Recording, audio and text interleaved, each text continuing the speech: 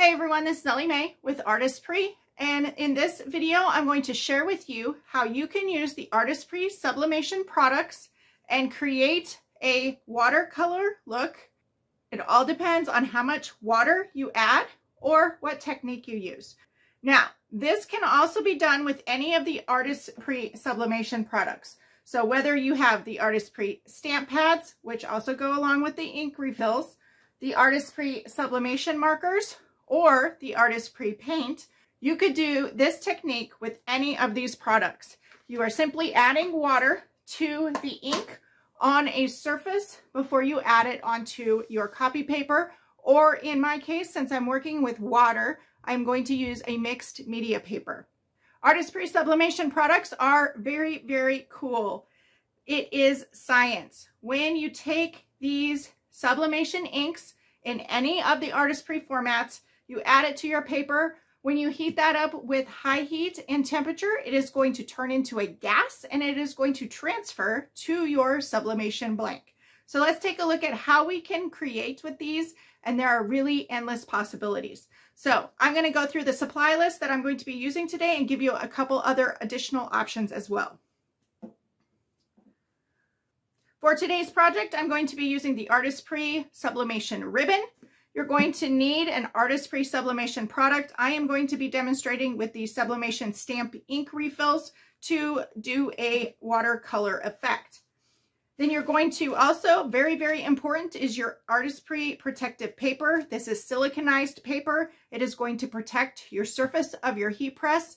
Because this is science and that sublimation ink transfers to a gas, when it goes to a gas, if any of your heat press surface is uncovered, it can come out and it can get on your surface of your bottom platen or your top platen. That could transfer to future projects. So you want to make sure to protect your workspace very, very carefully. You're also going to need some Artesprix heat tape. And then for watercolor effects, you can use a water brush, which simply is a brush tip on the end, water in the barrel of the pen, and you squeeze it and you'll get additional water. You can control the water flow with this. You can use a spritzer. You can also use a paintbrush. Then you're also going to need, if you're using paintbrush, you're going to need a water source, and we're going to need either copy paper or mixed media paper. Because I am working with water, it's going to be a little bit more liquid than other materials, so I am using a mixed media paper. Another awesome thing to have on hand, I have this over here, is the Artesprix Protective Mat. This is going to protect your workspace and surface when you take sublimation blanks off of the heat press. Now today I'm also going to be using a Teflon sheet. This is a craft mat that is a Teflon surface. This is going to allow me to add inks to this and use as my color palette, and it's not going to dry. I'm going to be able to use some water. So my original idea, which I did, was to actually use this with a paintbrush. This is a demo of that paintbrush. This is my technique, so I have 3 different sections that I would cut apart for my ribbon, and I will press this and show it at the very end. But while I was doing that, I found another technique that I thought was even cooler. So this one is still wet from doing this with the excess ink that I had. So mistakes happen, and sometimes they turn out better than the original idea. So I'm going to share with you how we're going to do this, and we're going to put it onto our ribbon for our final project. You'll also want some paper towels to clean up your workspace, and the water will help also with that. So with that, I'm going to clear off my workspace here. First, I'm going to take my ribbon, and with this ribbon, I already got a little bit of water there. I'm going to roll this out, and I do not need to be exact with my blank, but I'm going to kind of give myself an idea of how much space I have for each. And if I just move my ribbon down, I'll be able to get 3 to this sheet of paper. And that gives me a rough idea of where I can cut that. So I'm going to set this aside. And then what I'm going to do is I'm actually going to bring this over here. I'm going to move some of this stuff so I don't make too big of a mess. And I'm going to bring over my Teflon sheet a little bit more. This here is a silicone mat. It's just protecting my workspace. But I want this silicone, this craft mat, where I'm going to use as my ink palette. So I'm just going to take, and let's do this time, because with this one, I did blue and green, and the purple was very dark, but you can see the more water that's added, that lightens up. And this will change as we apply heat to it for our blank. It's going to brighten up even more. So let's go ahead and use pink on this one, and we can see what these different ribbons are going to look like. So I'm just going to put some out there, and then I'm going to take my paintbrush and add water. And you could add water this way with the brush. And I'm just going to spread this out. If you do get any on your workspace, just make sure to clean that up either immediately or before it's heat set. You don't want it heat set, but it wipes up very easily. And it's paint, which means I'm going to be messy. And then what I'm going to do is I'm simply going to take this. There is no method to this. This was found by accident, actually. And I'm simply going to squish it onto that. And I happened on this just because I had excess paint on there. That's very linear there. So we'll get some more. But you can see it's a very abstract, very outside of my comfort zone. But I'm going to take some more of that because I have a very linear path here. And I'm just going to add to that and try to take away from that and not make such a mess. But I can spread that out. And then once again, just kind of squish it down. Press it down. If you do have excess, let's see if it'll work, and you can kind of take it and just move it around. And as you do that, your design is going to change even more. And then I'm just going to continue adding to my paint splatter.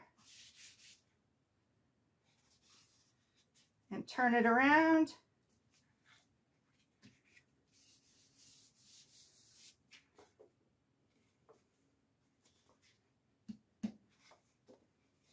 And you can mix and match colors. This one is pretty well done. So you could choose to either clean that up or go ahead and just add another color. Now I already know this purple from my previous demonstration can be very dark. So I'm going to just add a couple drops there. And then I'm going to add a lot of water. Try not to make such a mess.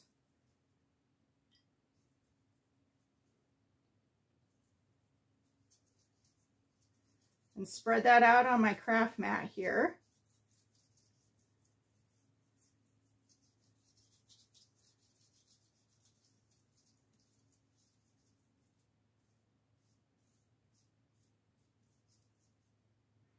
And then do the same thing. This time I'm going to come at it from this direction.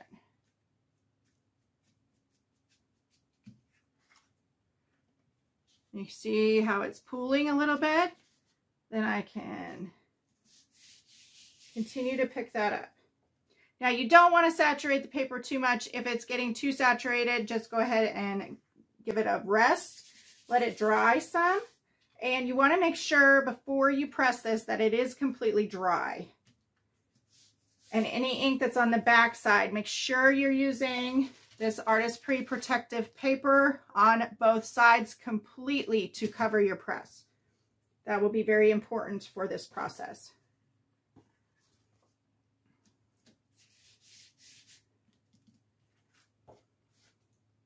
And sometimes this is just a mystery on how it will turn out. But I thought this was much cooler than my brush strokes. So we can take that. We can continue to add to this if we wanted to. We have orange, red, yellow. Just remember your color mixing theories. And any of the colors that you are blending together, that's what you're going to see. So I think I'm going to try a little bit of blue here. But I'm going to wipe this up first. So I'll go ahead and add that in the same manner, and we'll speed up the video.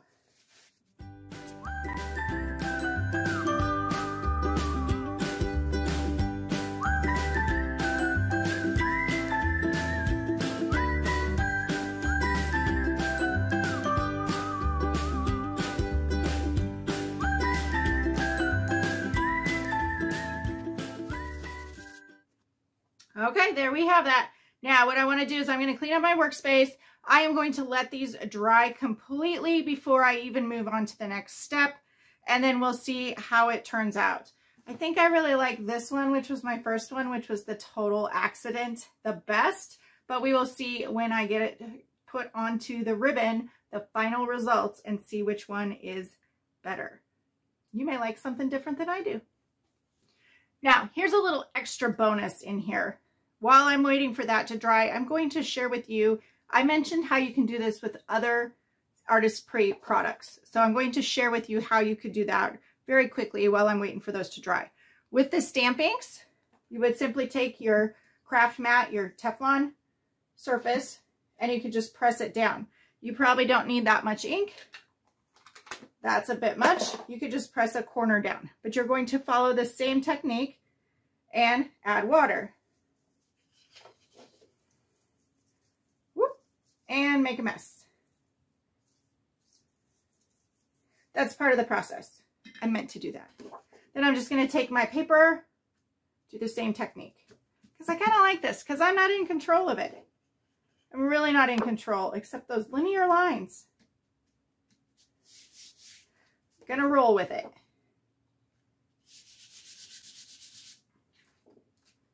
So that is how you would use your Artesprix stamp pads. So no matter what products you have, and you can see this kind of is lighter here than this one. I'm gonna go ahead and press all of these since I'm showing them to you, but I'm gonna clean up this workspace real quick, just so my blue does not get on other products. So if you had paint, let's go ahead, let's do the red paint. Very, very little amount will be needed. Probably, oh, that is not a little amount. So I'm gonna grab a different paintbrush just because that one's a darker color. Go ahead. This one could probably cover a couple sheets. The paint is thicker, so you may need to thin that out a bit. Mine is a brand new bottle, so it was very eager to come out. But you can see the more water I add in here. And as long as your paint isn't too, or your water isn't too dark of a color, you should be fine mixing that. So rather than do it on that sheet, I'm going to take the first one and I'm going to go ahead and do it on a separate sheet and pick up the majority of it.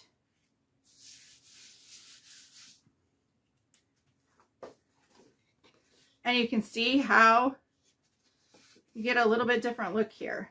I'll do some blanks and post those on the Artesprix page with additional blanks with these prints. And let's just go ahead and do it on this one again.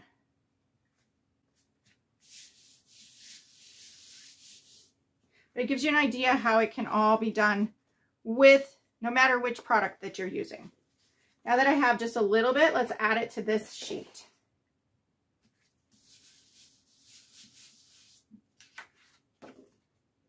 Give it a little bit different look.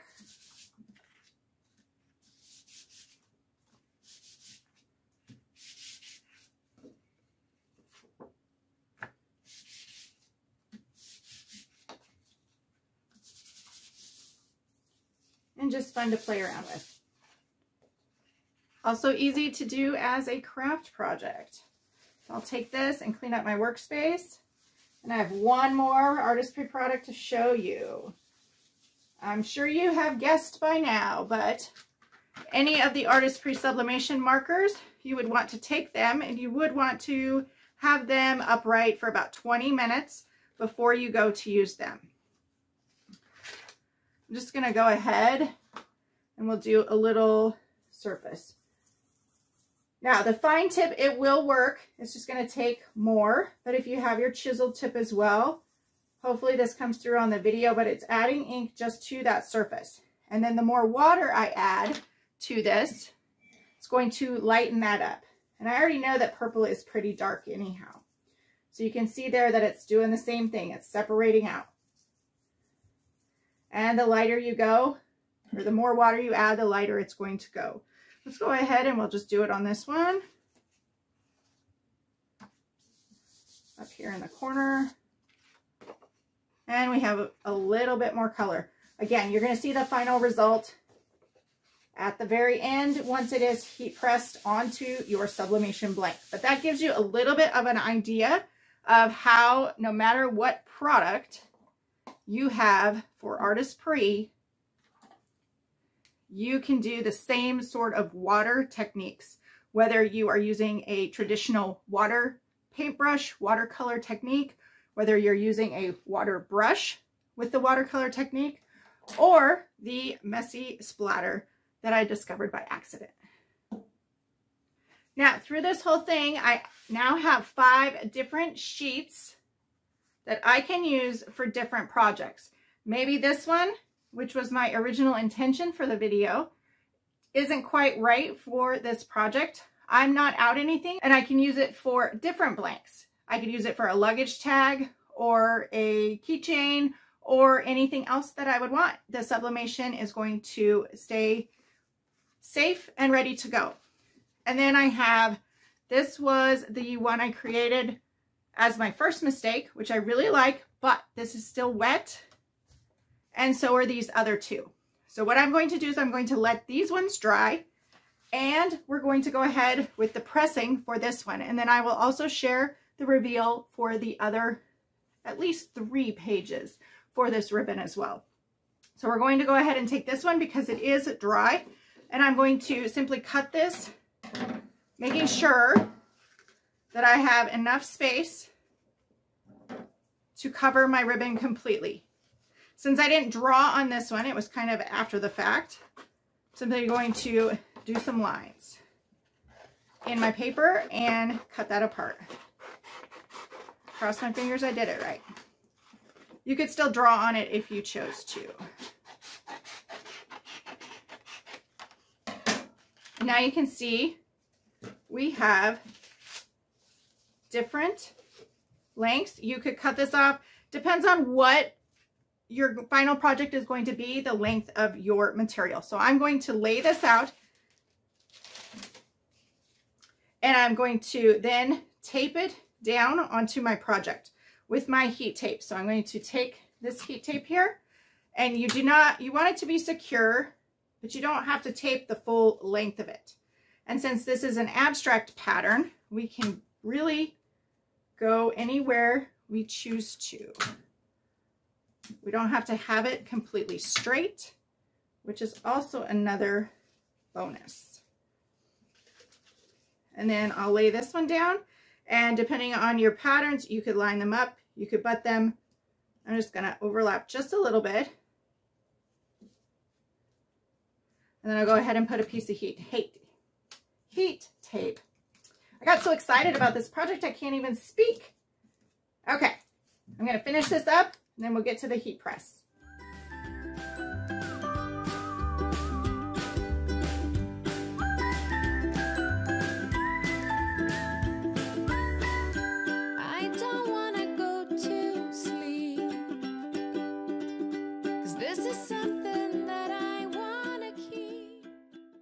Now, here we have our length of ribbon. I just did the 3 sheets together, and we'll make a bow out of that in the end.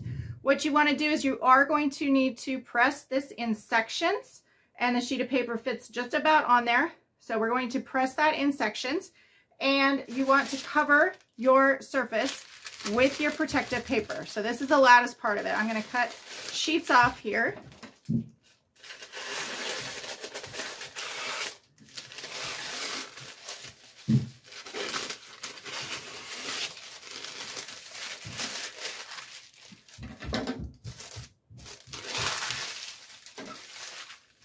getting down to the end. And since this is a small ribbon, I can go ahead and I can sandwich this in. So I'm going to lay the protective paper down. I'm going to make sure to cover all of my work surface, and I can fold this over and make a sandwich out of it, a sublimation sandwich. So then you want to have your protective paper, your ribbon on the bottom, your sublimation print is at the top, and then fold that over. You're going to press each section for 90 seconds at 400 degrees. So we'll come back for the reveal.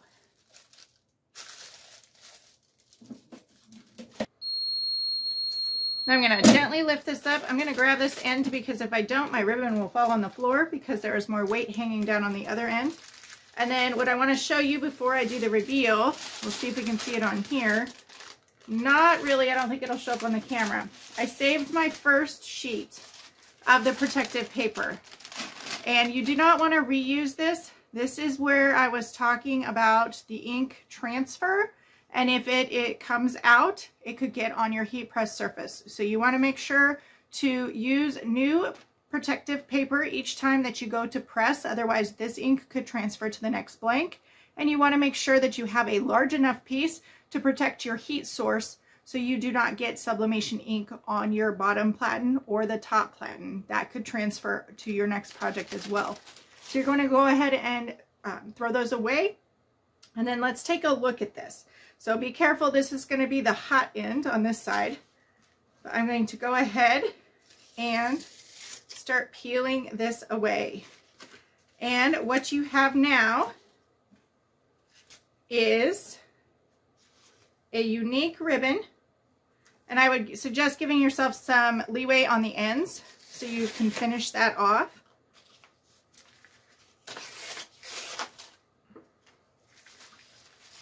And depending on your pattern, you may or may not see seams. So I'm just going to quickly remove all this heat tape.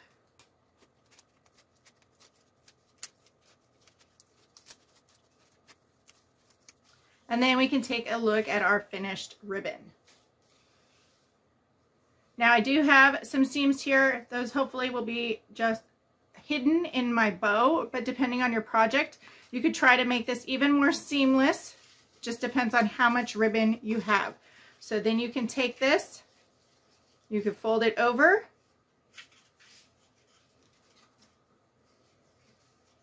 scrunch this up in the middle,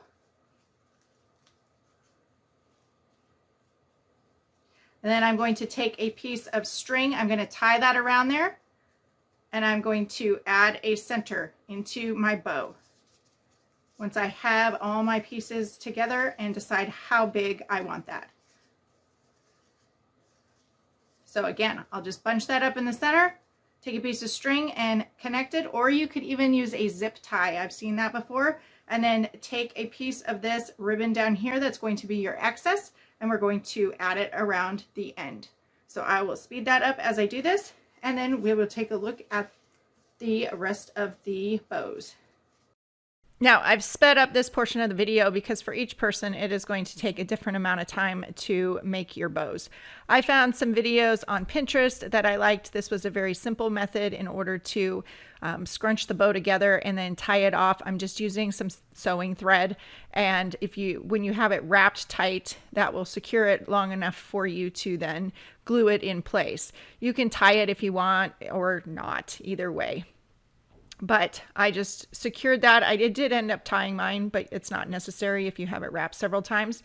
And then you're going to want to get a good pair of scissors, a good pair of fabric scissors for cutting this. It's going to make your life much easier. Mine were a bit dull because they're just regular ordinary scissors. So on the next ones that I made, I then used some brand new scissors and labeled them fabric.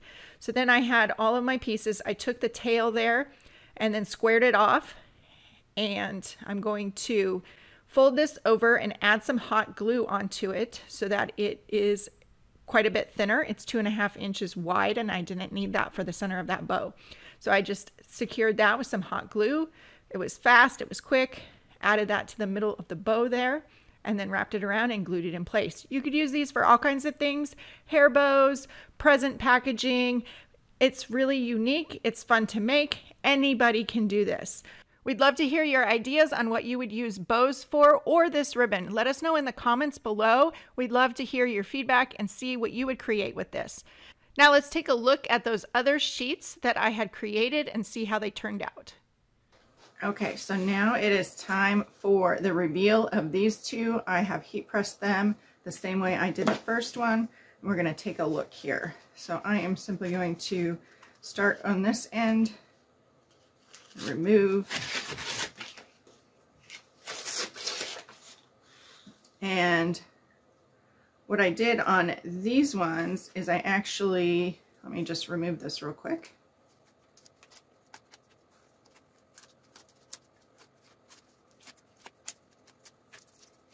With these ones, I ended up actually tearing, here's an example, tearing the edge of it, so it gave it a little more of a rough look there, so it wasn't quite as drastic when it went to the changes between the borders. You can kind of see here the edge that I have there, which this edge will be cut off anyhow, so that's okay, but it gives it a little bit more of an uneven look, so you and hides the transition. So there's that one, and then this one. Ooh, that green is pretty. So let's get this all the way up. That purple was really, really dark. So this is my original. This is actually, let me remove this real quick.